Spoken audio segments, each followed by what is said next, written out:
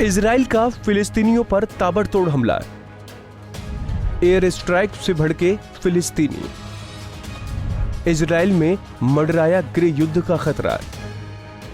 Israel और फिलिस्तीनियों के बीच खूनी संघर्ष अब वेस्ट बैंक तक पहुंच चुका है।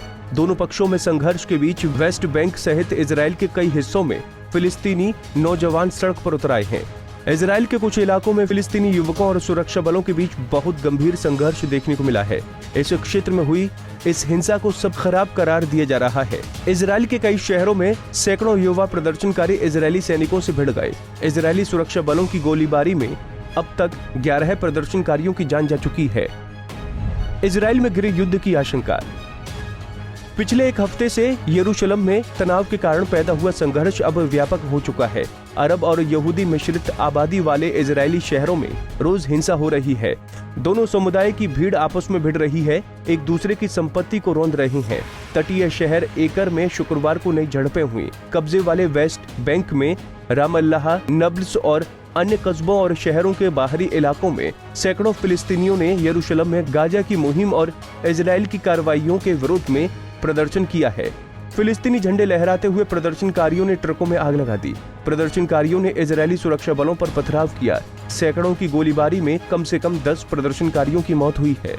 शेख जर्राह में अपनी बेदखली से फिलिस्तीनियों में रोष है। इजराइल की बेदखली के प्रयास के चलते ही अल अक्सा मस्जिद में हिंसा भड़क उठी थी।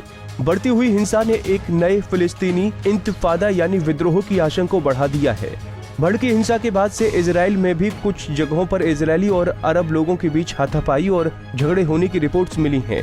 इसकी वजह से इजरायली सेना ने गृह युद्ध की आशंका का भी ध्यान रखने की बात कही है। इजरायली सुरक्षा बलों को आंतरिक अशांति का खासा ख्याल रखने के आदेश दिए गए हैं। इजराइल में अब तक 400 से ज्यादा प्रदर्शनकारियों को अरेस्ट किया गया है। इजराइल के प्रधानमंत्री बेंजामिन नेतन्याहू ने कहा कि हमास को अपने रॉकेट हमलों के लिए बहुत भारी कीमत चुकानी होगी। वहीं हमास ने भी कड़ा सबक सिखाने की धमकी दी है। क्या है विवाद? असल में इस सारे विवाद की जड़ इजराइल की सरकार का एक फैसला है, जिसने 1948 की जंग में पूर्व यरूशलेम में अपने घर खोने वाले यहूदियों को अपनी जायदाद पर दावा करने का हक दे दिया है। हालांकि अरब मूल के लोगों को ये अधिकार नहीं दिया गया है, जिससे अरब मूल के लोगों में नाराजगी है और उन्होंने इसका विरोध करना शुरू कर दिया है। 7 मई को इसी मुद्दे पर पुलिस और प्रदर्शनकारियों में झड़प शुरू हुई और मुस्लिमों की पवित्र अल अक्सा मस्जिद तक पहुंच गई। इस पूरी झड़प में 300 अरब मूल के लोग और 9 इजरायली पुलिस अफसर घायल हो गए। अपने पवित्र स्थल में इस तरह की अफरा तफरी और हिंसा की तस्वीरों ने फिलिस्तीनियों समेत पूरे मुस्लिम जगत को परेशान कर दिया।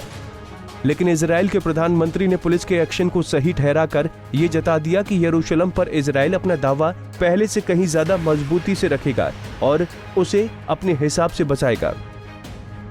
इस तरह इजराइल में शुरू हुई हिंसा से नाराज होकर हमास ने इजराइल पर रॉकेटों की बारिश कर दी और 2014 के बाद सबसे गंभीर हिंसा की चपेट में दोनों देश आ गए।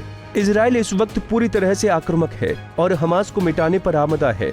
लेकिन ये जंग जितनी बड़ी होती जाएगी, मिडिल ईस्ट की शांति पर उतना ही बड़ा प्रश्न चिन्ह लग जाएगा। सवाल ये है कि अगर इजराइल और फिलिस्तीन में जंग छिड़ी तो इसका दुनिया पर क्या असर होगा। Bureau report, Punjab Kesari TV. हमसे जुड़े रहने के लिए हमारे YouTube चैनल को सब्सक्राइब करें और नई वीडियो की नोटिफिकेशन के लिए बेल आइकॉन को दबाएं। अगर आप ये वीडियो Facebook पर देख रहे हैं तो लाइक जरूर करें और ज्यादा से ज्यादा शेयर करें। धन्यवाद।